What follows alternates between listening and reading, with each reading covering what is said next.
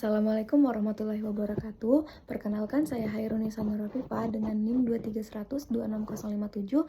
Hari ini saya akan menjelaskan tentang ragam dan laras ilmiah dalam bahasa Indonesia.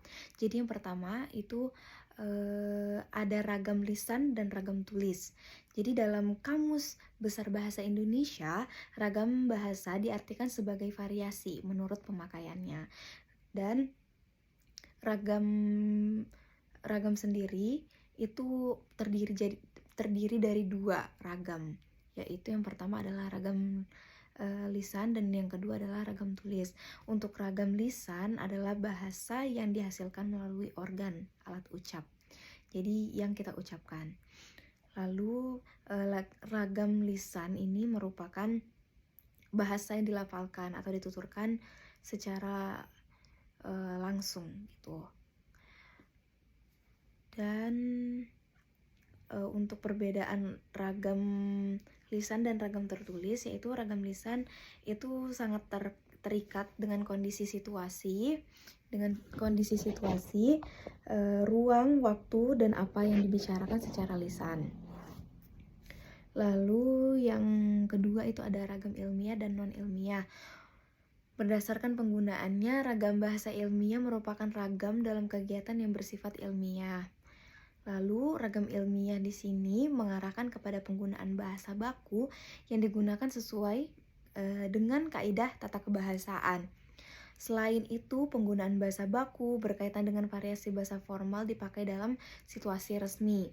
Misalnya upacara-upacara resmi, surat menyurat dinas, laporan resmi, karya ilmiah, pengumuman yang disampaikan oleh instansi resmi, pembicaraan di depan umum seperti ceramah, khotbah, kita lagi public speaking di depan banyak orang, itu menggunakan bahasa yang resmi, bahasa ilmiah. Lalu penggunaan bahasa baku dalam ragam ilmiah ini memiliki ciri-ciri penanda. Yang pertama adalah memiliki kaidah dan aturan tetap sehingga memiliki sifat kemantapan dinamis. Yang kedua memiliki sifat kecendikiaan yang terwujud melalui kalimat. Lalu paragraf dan satuan bahasa yang lebih besar lainnya yang mengungkapkan penalaran atau pemikiran yang teratur, logis, dan masuk akal. Selain itu penggunaan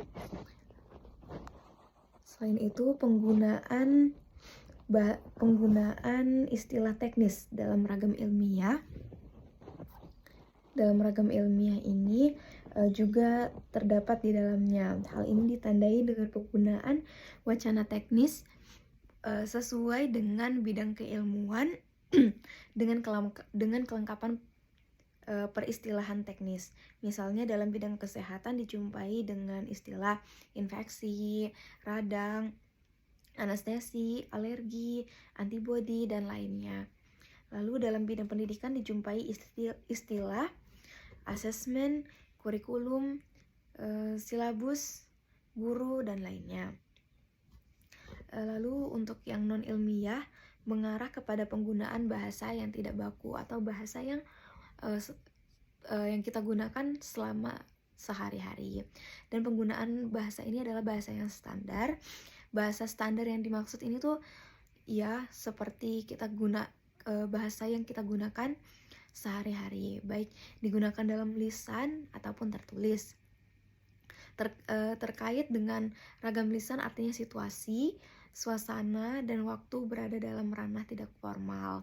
Lalu tentunya berbeda dengan ragam ilmiah yang situasinya berada dalam ranah formal.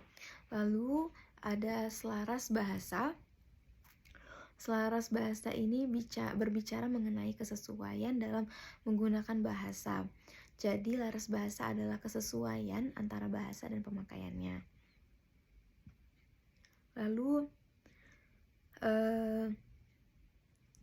ada namanya laras ilmiah.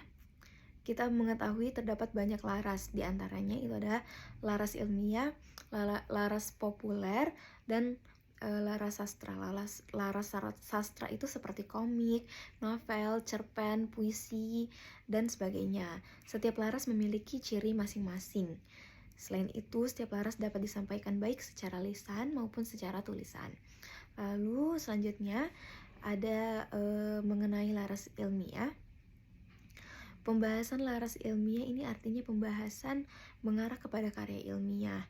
Nah, yang merupakan ciri-ciri laras ilmiah itu ada: satu, penggunaan kosakata dan bentukan kata; yang kedua, penyusunan frasa, klausa, dan kalimat; yang ketiga, ada penggunaan istilah; yang keempat, ada pembentukan paragraf; yang kelima, ada penampilan hal teknis; dan yang terakhir itu adalah penampilan kekhasan dalam wacana. Jadi, ragam bahasa merupakan variasi bahasa. Variasi bahasa memiliki banyak macam. Jika dilihat dari media penggunaannya, variasi bahasa dibedakan atas ragam lisan dan ragam tulis. Dan juga terdapat banyak laras, dan laras tersebut juga memiliki banyak macamnya. Mungkin untuk materi ini itu saja yang bisa saya sampaikan. Mohon maaf bila ada salah kata. Wassalamualaikum warahmatullahi wabarakatuh.